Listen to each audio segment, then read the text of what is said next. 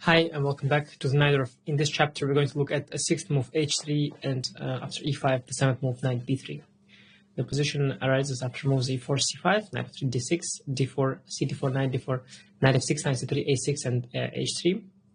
One thing I should say, in this chapter, we'll also cover one line of move 6, bishop e3, which those who studied the chapter already might know I haven't covered yet. That is the variation after bishop e3, e5, knight b3, bishop e7, and here h3. And this position can be reached via the 6 h3 move order, and that's why it's in this chapter. After h3, e5, which would be my recommendation, knight b3, bishop e7, bishop e3, we have the same very position. So, in fact, it is also reached by both move orders, sometimes one, sometimes the other, depends on what white and black chooses. That is that. First, I'll speak a few words about the move h3. h3 is a very serious move. White is preparing g4 push here on the king side. Which is a very dangerous idea. It is also very popular nowadays. At some point, it was probably the most popular line at the highest level against the Neither. I remember around quite a few years ago when I played it a lot with the white pieces. I was also facing it regularly at the time with the black pieces. But it's not always been this popular. It's a relatively young line. Of course, back in the day, players are just usually developing pieces first.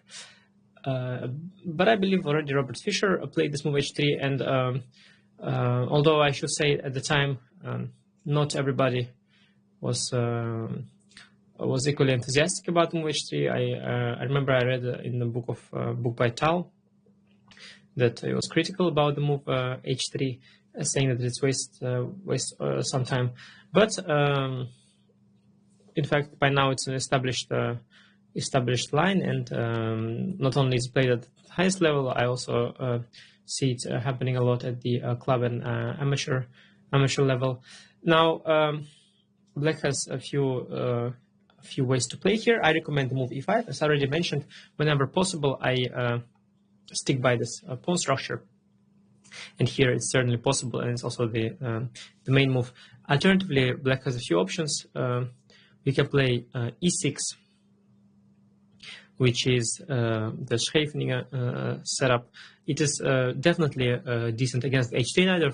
The idea is that after white pushes g4, white will later want to push on the king side with g5 and h4, starting some king side initiative. And then once he plays h4, he had, of course, lost a tempo on the move h3. That said, even despite losing this tempo, these attacks on the king side are still quite dangerous. And although e6 is a decent system, and I also played it myself in some important games, even I played it against Vishanand, it is not so simple. And so I recommend the main move e5, which is also my the main move that I personally play as well. Besides e5 and e6, there are alternatives. g6 is reasonably decent here. The point is that compared to the dragon, where white plays with bishop e3 followed by f3 and queen d2, the pawn on h3 is less well placed than the pawn on f3, because it does stop knight g4 just as well, but it doesn't guard the e4 pawn in the same way, and after eventual b5 threatening before the e4 pawn is going to be under attack. So h3 allows the decent version of the dragon as well.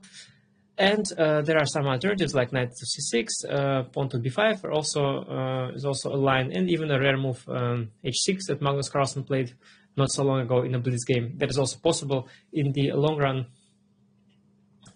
After white plays g4, the move h6 is useful.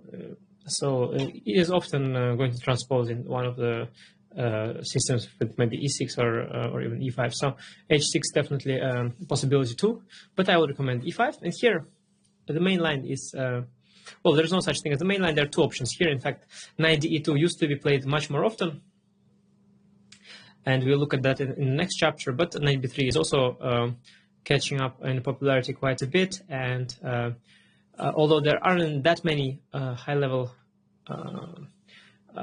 games, these days it's played really a lot, and there is a lot of correspondence and email games on this topic. Lots of different games with different levels in the database as well, and perhaps because it is somewhat less explored. It was picked up as the recommendation against the knight by one of our fellow chessable authors, Sidhu from India, a strong grandmaster and a very well-known theoretician. And I can imagine that he found it fascinating to analyze these slightly lesser explored variations. But we will cover all of that in a great detail, and I believe I have a good recommendation to battle his recommendations. So let's go with that. So after bishop e7, here white has two sensible options. He can obviously push g4, which is main idea of h3. We'll look at that momentarily, but he can also start with bishop e3, developing the bishop, and that once again is position we can reach from the bishop e3, e5, knight b3 move order after bishop e7, now h3. So in this position, I would like to recommend a very interesting rare idea, which is very much liked by the different computers, different engines, because it's actually simply pretty strong, and that is a strange move, h6. You know me, or if you don't know, I will tell you, I am not the kind of guy who will recommend an unsound move. But here, although h6 looks extremely strange, it has definitely has a very good point behind. Now the point is, the first point is that white, having played h3, usually committed himself to the plan of g4. And once white plays g4, the pawn on h6 is obviously very useful. In fact, if white plays g4, we transpose to a system we'll look at later, a system with first g4 and after h6, then bishop e3. So that's the first point of the move h6. Another idea is that if white plays slow chess, let's say with bishop e2 castle, we'll also play our normal plans with short castle and bishop e6, and then both sides played this move h3 and h6, and the inclusion barely harms black. In fact, if anything, it's more useful for black than for white, because h6 is just always a useful move. But the main point, and the reason why I prefer the move h6 to, for example, the move bishop e6, which is the main move, is because when white eventually plays for a knight d5 idea in the long run, then after we take on d5, pawn takes d5, our bishop not being on e6 does not have to waste time and retreat to c8. So in fact, by playing h6 first and postponing the bishop e6 move, we often gain some time with that. So I hope I've explained you the main point behind these moves. But now let's look at the concrete variations. So there are a lot of options. Obviously, the thing with a move like h6 is that, of course, it gives white a few different options, but most of them I don't find very dangerous. First of all, there is the move g3. The thing about the move g3, so white is switching plans now. Now the move h3 is probably at the very least just as useful as h6 here, but white had also committed his bishop to e3, and I'm not sure that is ideal for bishop g2 setups. Here I recommend to just castle, bishop g2, and knight bd7. Also fine is the usual setup with bishop e6, knight bd7, rook c8, very playable of course, but knight bd7 is very principled, and I want to use the fact that bishop on e3 has been developed prematurely. Knight bd7 usually means we prepare b5. So after, for example, castle, we have b5. We're doing very well. After a4, now we can play b4, knight d5, and here we take, and rook b8, and that's why knight d7 essentially prepares this b5 push. So white usually responds with a4 in such cases, and now we play knight b6 using the fact that bishop is on e3, threatening knight c4, and after knight d2, a very concrete follow-up with d5. A thematic idea that occurs in these positions from time to time. We happy to strike in the center, but of course it involves a pawn sacrifice. After bishop b6, queen b6, we sacrifice our d5 pawn, knight d5, knight d5 ed, and we do sacrifice because we are not planning to take on b2. That was not the point. That would give white quite a bit of initiative. But we are going for a long-term pawn sacrifice with f5, castle now e4, and this is a thematic position and thematic sacrifice. So let's look at it a little bit more closely. Very important to understand here why we sacrifice this pawn and where's the compensation. Now, first of all, we got the bishop pair. Secondly, we have this pawn majority going on the king side. The bishop on g2 is very passive. Our strong dark square bishop is unopposed, and white is currently not really pushing his pawns. Of course, if you'd imagine white had pawn on b4 and c5 and would push his avalanche forward, of course, we would not be happy, but white is not managing that because of the lack of dark square control, as we are the only ones with the dark square bishop. So this is pretty good, and eventually we want to push with f4 to start the attack. That's for g3, not a great idea, combining it with bishop e3. Bishop e2, as I said, we just play bishop e6. We will see these positions in 6 bishop e2 chapter. You should definitely, I should definitely refer you to that. The inclusion of h3, h6 really doesn't change things in many of the lines, and in some lines it is irrelevant, and in some others it's to black's advantage. So there's just no problem with that. A very interesting move is rook g1. That's a very clever move. White is playing a waiting game and is trying to see where to develop the queen later to d2 or to f3. A very, very deep move, but we can also do the same. We wait with queen c7. Now the point is we are waiting for the move g4, and now we strike with b5 here. After b5, I should also mention, if after queen c7 white plays a queen d2 first, now we can play a knight bd7, preparing the move b5. Don't have to allow b5 a4 without white having played g4. After queen c7 g4 b5, white plays a4. Now we go b4, knight d5, knight takes d5. Again, very important that we haven't played bishop e6 here. So after e d5, we don't have to retreat. That's the whole point of this h6 line. And now we go knight d7. White develops with queen d2. We play knight b6, developing the knight, introducing the idea of bishop d7, putting some pressure on these two pawns, long castle. And now bishop d7. We don't go after the a4 pawn just yet. We focus on development. We are lagging slightly behind, so we need to catch up here with bishop d7.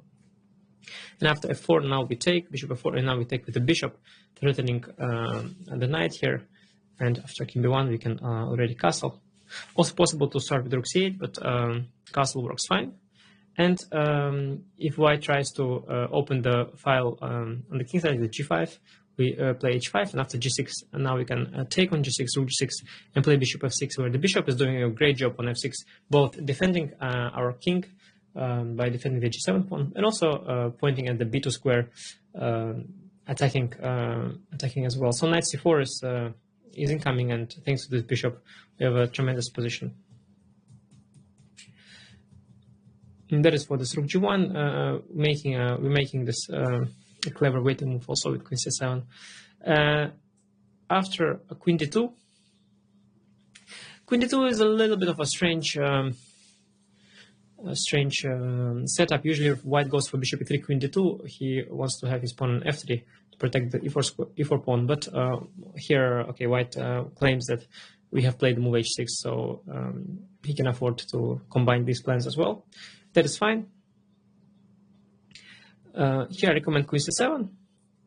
There are options here, but queen c7 is the move that's been played by the correspondence players. There are a few games here.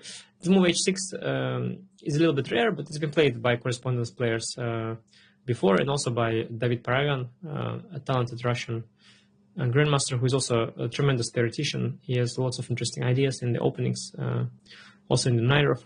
And yeah, most of these corresponding games went, all of them actually went with queen c7. So let's look at it again. A similar idea. Black is making a waiting move here. After rook g1, we can play a knight bd7 again. g4 we go b5, so all the same. After a4, we have knight b6.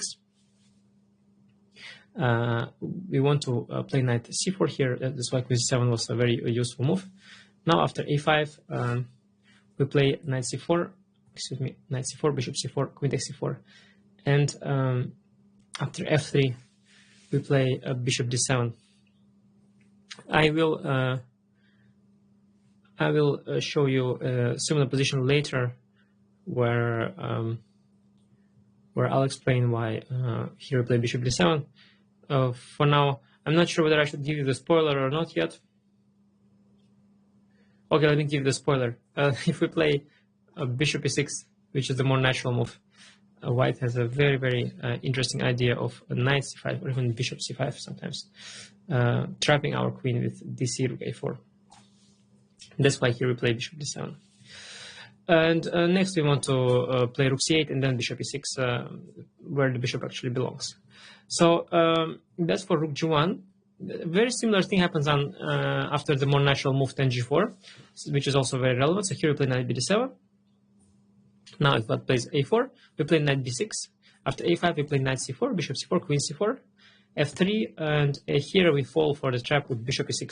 Very important. Now, compared to what we just saw, the rook is not on g1, but the pawn is on g4. And there is a difference there in that in some line we get bishop h4 check later. That's why here we fall for this trap. And it's very beautiful what happens here. If white goes knight c5, we take rook a4, and now we have this very strong idea, knight e4, f4, bishop h4 check. And now if we imagine the rook was on g1 and pawn on g2, there would be g3 move. So that's the difference. Here after bishop f2, king d1, obviously there are some rook d8 motifs. So bishop f2, the queen is still trapped. We go bishop g5, hitting the queen on d2. And after bishop e3, we repeat moves with bishop h4. And white cannot escape the repetition. Instead of knight c5, bishop c5 actually wins the queen. And here after dc, rook a4. There is also knight e4 here, but it is less accurate here. I really like a very, very beautiful positional queen sacrifice, queen b4. We sacrificed the queen for a rook. We had already won the bishop, so essentially we sacrificed the queen for a rook and the bishop. But the position is such that we control all the key squares. So white takes, knight to d1. If he plays knight d5, of course we'll take the knight, and then after rook, take the knight with knight, and then after rook d8, we have the pin along the d file, winning the d5 pawn here. So white goes knight d1, and now a very beautiful position for black. So we are some material down, but we control all these dark squares, and white's pieces are very passive. This knight is bad. This knight on d1 is also pretty bad.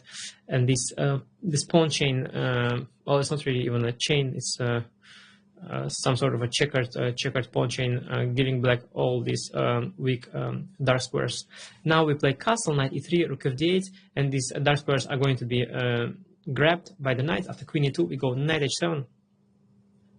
Very strong idea. We reroute the knight to g6 or e6 via f8 or via g5. And after castle, we play knight g5.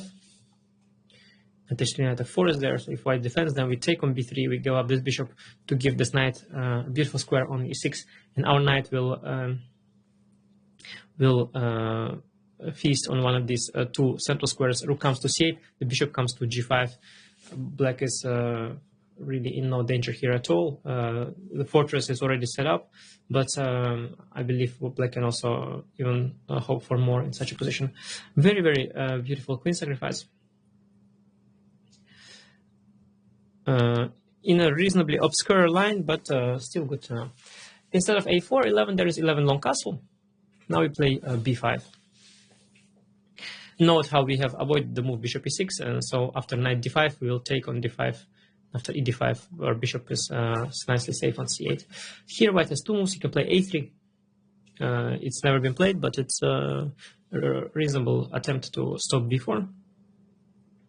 I recommend knight c5. There are options, but I like this move, knight c5. When the knight is on b3 and the pawn is on a3, the knight is a little bit now soft on b3. Knight c5, now we go dc. Always nice when these two pawns join each other. When the pawn is on a3, we want to push now b4. And after f4, we play bishop b7 first. We mobilize all our pieces. We want to play rook d8. Bishop g2, we go rook d8. After queen f2, we castle, connect the rooks, finish development. Next, we want to push b4. After 16 knight d5, we take with the knight. Knight takes d5, e takes d5. And here, white will be doing well because he escaped this b4 push. There is no danger here for white. But we have a very strong resource, ef4, bishop f4, and queen takes f4. We trade into the endgame, and in the endgame after queen f4, bishop g5, this d5 pawn, of course, is not so much strength as it is a weakness, and our king in center is doing very comfortably fine. The endgame is just equal. Instead of 12, a3, knight d5 is the main move that's been played. And here I recommend to take on d5, e takes d5. Can't stress enough how happy we are that we haven't wasted the tempo on bishop e6, bishop c8. And here we go knight d6. The knight is heading towards c4. Knight a5, we develop the bishop. Bishop d7, guard this c6 square. Bishop g2. Now knight c6 is already coming, so we have to trade the knight. Knight c4. Knight takes c4, b takes c4. And here black has a pretty good play. We have the open b file. We have the c3 idea. And now white has a strong response in f4, e4, bishop d4.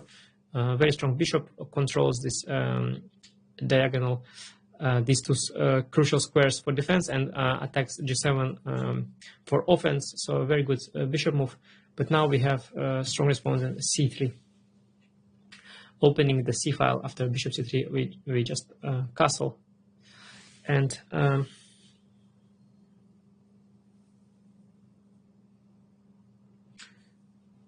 I slightly pause because I briefly wonder why the f3 tactic is not working. Idea a while ago, but then I saw it was also played by even Magnus Carlsen himself, and so it's already out there. Very interesting idea.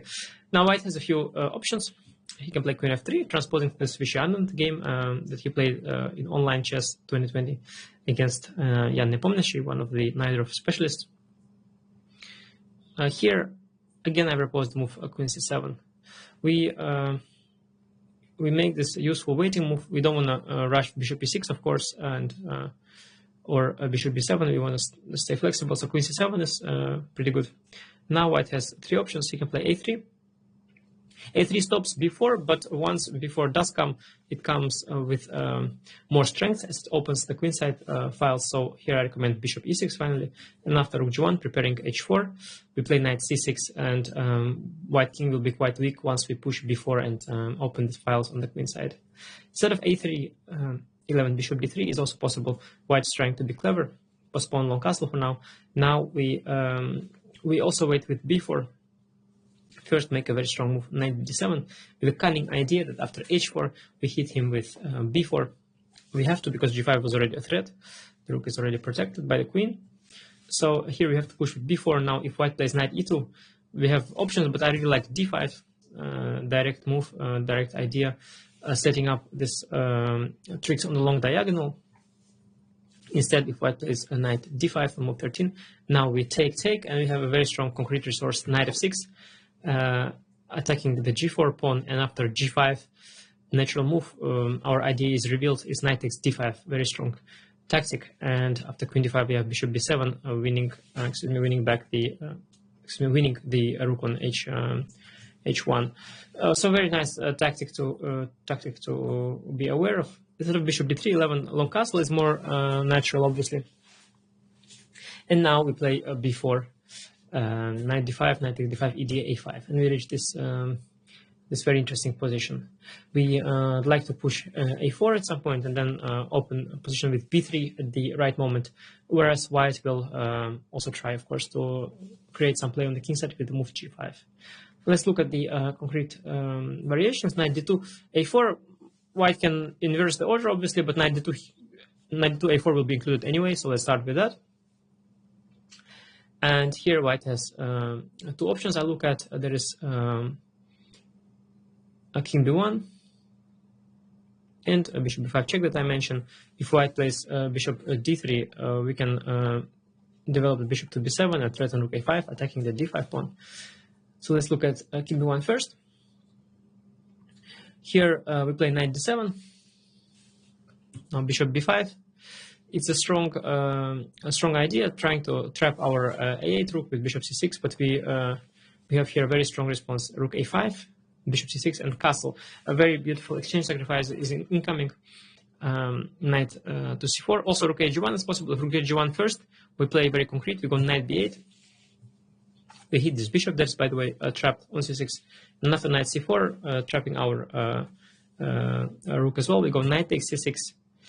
And after bishop b6, queen b8, white can win exchange with bishop a5. But we have lots of piece play. We go knight d4, a very powerful knight. White's pieces are a little bit odd. And his king is constantly in danger after potential b3 move. So here after queen e4, we have bishop a6. And next b3 and rook c8 are incoming. The king on b1 is in danger. And it is quite remarkable how in this closed position, because it is so closed, the fact that we are exchanged down is not at all felt or relevant. There is very little use that white has of his rooks. The files are closed or semi-closed. And in terms of king safety, our king is a lot safer as our attack is already faster. That's for 18 rook h1. But much more tempting is 18 knight c4, where it appears that the rook is trapped, or let's say it would have to move back to a6. But it's not the case. We have a very strong idea, rook c5. Very beautiful positional exchange sacrifice of the bishop c5, knight c5. We are just an exchange down for this very strong dark square bishop, have this dominant knight on c5, and just a beautiful position. We would like to push a3 or b3 at any time, and after f5 we want to activate our c8 bishop too, whereas white's bishop on c6 is sort of stuck there inside our position doing nothing. Just a very, very beautiful position once again, just like in the other line. Remarkable how the exchange is not at all felt. The fact that we are exchanged down, white rooks have no open files to enjoy. So very very important idea, very good idea to be aware of. Instead of knight d7, black also had different options, like castle first and then try to go for counterplay with b3. But yeah, this knight d7, inviting this bishop b5, bishop c6, I think it's a very strong way of dealing with this. After bishop b5 check, which is a very clever idea, provoking bishop d7. As you remember, against bishop d3, we have this bishop rook a5, bishop b7 idea. So after bishop b5, we go for bishop d7. Now after bishop d3, we don't have bishop b7 move, and this idea with bishop b7 rook a5 is not really working. So after bishop d3, we play b3. We do try to make use of our developed bishop and start initiative on the queen side very quickly. Now after ib, we castle, and our idea is knight a6, knight b4. The knight is activating itself now through a different square than usual and cannot reach d7, but it can definitely reach a6 and b4. And we are very happy to have announced the opening of the a file. We are definitely first when it comes to initiative, and I believe this position is quite good for black.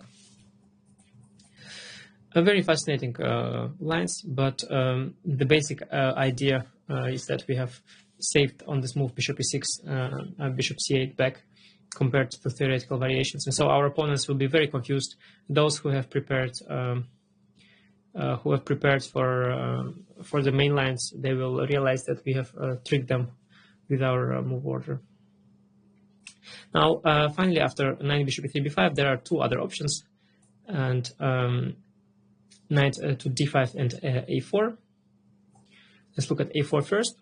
This has been played. It's been played by Wesley So against Magnus Carlsen, and also actually been played against myself, as I had played this move b5 against David Navarra in our blitz match. It's one of those games where I again played the Najdorf in a must not lose situation. As I said before, I don't think Najdorf is necessarily a must win weapon or a very risky opening. I believe if you know the Najdorf well enough and feel the positions well enough, you do get double-edged play with counter chances, but you don't burn bridges, and I don't think it's a particularly risky opening or anything like that. Okay, that said, of course, if you're looking for the safest option out there, probably probably there are safer openings like the Petrov with e4, e5, knight f3, knight f6, or the Berlin defense, the famous Berlin defense that many top players play. But yeah, neither of I believe is not a gamble or anything. So I played it also against Navarra when I needed just half a point, and I managed to win that game, by the way. So it was all good. Here I recommend taking on a4. It's also what Carlsen did and what I did. The thing is, in general, this weakens somewhat the queenside position, the a6 pawn, but with white having committed himself to h3, g4, of course we don't really mind opening the queenside, because then white king has nowhere to hide, and that is something to remember. So here white usually wants to castle short, but then whenever he castles short, of course h3, g4 is something he regrets, and these are just the weaknesses that he will eventually pay for. And that's also what happened in my game against Navarra eventually. Although the game was not 100% accurate, it was just a blitz game, but still eventually the weaknesses of the king side were worked in my favor. So here there are two moves, knight a4 and rook a4. Knight a4 I recommend knight c6. A simple move. Now we can allow knight b6, rook b8, knight c8, queen c8, and even bishop a6. We lost pawn with the tempo, but we don't mind, because after queen 7, bishop d3, what happens is that we had given up a pawn, but after castle, and here knight h7, what white is left with is these holes on the dark squares. The f4 square is tremendously weak, so is h4, and he has traded his strong c3 knight for our bishop, and he's left with the b3 knight, and that's a very unfortunate knight here. If you look, it has no future. It would love to come to d5, but that's not happening. And meanwhile, we want to bring one of our knights to f4 or h4. And there are different ideas. Knight d8, knight e6 is one. Also, bishop g5, knight e7, knight g6 is the other. Just excellent compensation. And with this rook staring down the knight and the pawn, white has no use of his queenside pawn. Very nice pawn sacrifice, by the way. Very pretty. B takes a4, rook takes a4 is the main move. That's what's been played against me and Magnus. Bishop d1, rook a1. Knight c6 is the move. Sorry, bishop d7, rook a1. Knight c6 is the move that was played by Magnus. I played a5. I deviated. a5 is also very interesting and very fine. But knight c6 is even more smooth, theoretically speaking. I believe I just wanted to also surprise my opponent somewhat and show off different options. In general, I like the fact that neither of is such a sound opening that you usually have various options that you can play, and that's very nice. I mean, when you play dubious openings, sometimes they're not even that they're losing in the end or anything. They're okay, but it's just that you have very little room for deviations, and very often you have to play just follow one narrow path. But in the neither of us, the opening is very sound. The first few moves are very sound. You can later deviate. You can, and for example, in a position like this, it's a healthy position. You can play a5 or knight c6. In general, there is a strategic moment here that justifies black's position, and that is that white's king has nowhere where he's happy. On the queen side, he can no longer go because it's completely open. And on the queen side, on the queen side it's open, but on the king side, the king is relatively safe. But this pawn on g4 and h3 is of course a weakness, and it will always haunt him in the end. So just a fine position. But okay, let's look at concrete lines. Knight c6, knight d5 castle. Here Wesley went for knight b6, which is very bad, as we know from the knight for knight b6 line. Giving up this knight is not a good idea. It's a good knight. So white plays bishop g2. Now we have a concrete idea: knight d5, e d5, knight d4, simplifying idea. And there are two options: knight a5 or the natural knight takes d4.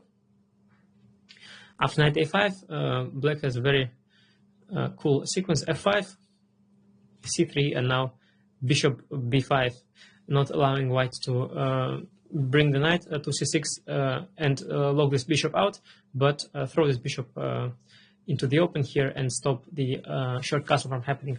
After cd4, we go f4, hit the bishop. After bishop d2, bishop h4, threatening some potential bishop takes f2, bishop takes f2 tricks after pushing f3 first.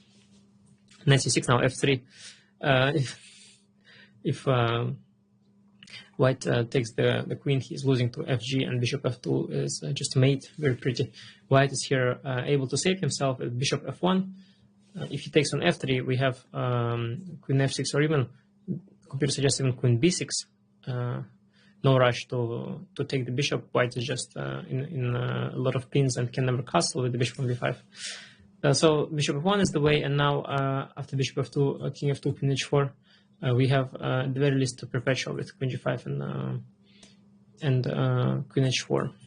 In general, I believe objectively white is all right here. So going for perpetual is a sensible option. After knight d4, more naturally 1694. Then we just take on d4, bishop d4, and play f5. We use the fact that if white has weakened himself with the g4 h3, and after takes g bishop f5 castle, we can play also for compensation. I think bishop f6, very good compensation here. This king is just chronically weak with this ugly pawn on h3, the open g file. But also for those who want to win their pawns back, you can play queen c8, win the pawn back immediately with just equality. So that's for a4. Again, these are concrete variations that are good to know, remember, but just in short, after a4, white has just no great place for his king, so that's not ideal. Knight d5 is the most principled move, however, and here I recommend a very strong move. I believe it's no longer a novelty, but it's still a very, very fresh new idea that is not yet played on the highest level, and nobody has noticed it just yet. A very strong idea to allow bishop b6 and play bishop b7. It's really remarkable. Not only do we lose an exchange of knight c7, but also we make a move with the king, so we don't castle. So after bishop b6, queen c8, knight c7, king f8, it's really remarkable that black has such a great compensation. But we'll see that first. If bishop d7, if white plays bishop g2, if he doesn't accept the challenge, we play knight b7. We can also take on d5, of course, but I like knight b7. After knight e7, I like to take with the king. We protect the a5 square. If we take with the queen, there are knight a5 ideas, so king takes e7, very strong. And after, let's say, queen d3, protecting the e4 pawn, white is left with this bad knight on b3. We just play queen c7, castle, and rook hc8. If need be, we can always drop the king back to f8. But for the time being, the king is doing perfectly fine on e5.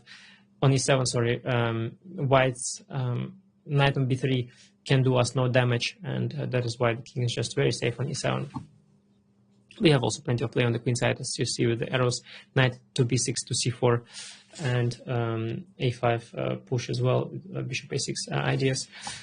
So bishop g2 not critical, bishop b6 of course is the way, queen c8, knight c7, king f8, and here we are losing, we sacrifice an exchange, of course. If white starts with knight a8, we can take on e4 with the bishop, and after f3 or rook g1, take with back the knight, and next we want to bring the knight into the game to c7 or c6, push a d5, and after g6, king g7, our king is safe, and we have a tremendous pawn center for the exchange, and white's king is in a great deal of uncertainty, and white pieces don't have good squares any longer. Better version for white is to start with 13 f3. He can afford to spend a move defending the e4 pawn, as the rook on a8 is not running away. We play knight b7, knight takes a8. White is fortunate that he has protected the bishop with the knight, so we have to take the knight first. And the queen a8, bishop f2 is the best move. After bishop e3, we also take bishop e4, and this is only a better version for us. So after bishop f2, we take bishop e4. A very nice idea. If white takes, we take, and we regain the rook. So we snatched an important pawn. Now here white has two options. Bishop g2, we go bishop d5. We want to, of course, keep the long diagonal under our control. We don't want to leave it and allow white to have the bishop on the diagonal. After bishop d5, next we want to play g5 or g6 and develop the king to g7. And again, we have this fantastic positional compensation for the exchange. In general, white's pieces lack squares, and in such cases, pawn is more than enough for exchange. The critical move is bishop e2, nonetheless, instead of bishop g2. And now white is sometimes looking with his bishop to the queen side with a4. That's why bishop e2 is more to the point. And here I recommend the move bishop g6, keeping the d5 square for the pawn, or even the knight, so knight can jump via d5 to f4. We have a fantastic position. White king has to castle short, and then the king obviously has a very ugly shelter. Knight on b3 keeps being the problem of the position. Instead of castle, by the way, if white plays a4, we play b4. We really need to have that a file closed. You know, when you are exchange down, you want to keep the position as close as possible, but also you don't want to open the a file now that our king is not yet tucked away on h7, and an invasion on the a file would be quite fatal. So we play b4 instead, and there's nothing of that. The rook is still passive, so we're happy here. After 17 castle, here we play knight d5. As mentioned, the knight is heading via d5 to f4. I believe I had a blitz game once after rook e1. I played knight f4, bishop f1, h5. It was a training game that I played. It's not in the database, but very good position for black. We have played along the h file, and we didn't need to castle here, as you can see, because the moment you activate the h rook, there is no need to have to castle. The king is actually safe on f8. So as I already mentioned before, in general, nothing to do with the knight, but in general, a very important point that is relevant in chess in general. The problem with castling, or with problem with not having castled, is not necessarily that your king is weak, because the king is in fact just the same on g8. On g8 here, if it had walked there, or if it had castled. But the problem with not having castled is that your rooks are not connected and that your rooks are passive. And as long as that is not the case, as long as the h file is open, you might as well just play king f8, or in some cases with white king f1. And so here again is the same story. We just need to solve the problem of our h8 rook, and after h5 we solve it. After 18 h4 we play knight f4. Knight is heading towards the gray square. After bishop g3 we take the bishop, very important light square bishop. After queen 2 we go f6, and now we want to bring that bishop to f7, have this very strong pawn center that will start rolling eventually with d5 sooner or later. And meanwhile we will try to solve the h8 rook issue by pushing the h5 pawn, or sometimes even reroute the bishop and then bring the king up and get the rook out. But I believe h5 is a more straightforward way to do so. All in all, a very good compensation, a good positional compensation for the exchange, and a very fresh new idea that I think is very good. If you, for some reason, don't have faith in it, I mean, you should, because I checked it also with all sorts of good and greediest of the computers. Computers are greediest computers, also happy with it. But there are, of course, alternatives. We can play here knight b7 or bishop e6. There, as I said already before, in the neither there is room for variations. So this is just my recommendation. But if need be, we can always change it. You know, I can make an update and change this line in half an hour, and then we have different recommendations. So that's no problem. But I believe this is a very cool new idea, and I hope you like it. And I hope you do like also bishop e3, h6. In general, this chapter it seems it's filled with new ideas, slightly on the edgy side, not the most conventional ideas. One is an exchange sacrifice with a king on f8. The other is this move h6, you know. Instead of developing the pieces, we play h6. So slightly edgy, but believe me, very reliable. The computer's happy with all of that. I'm happy with all of that. My coaches were also happy with all of this. So very interesting stuff. Thank you for watching. And in the next chapter, we'll move on to h3, e5, knight d2 system. Thank you, and see you in the next chapter. Bye-bye.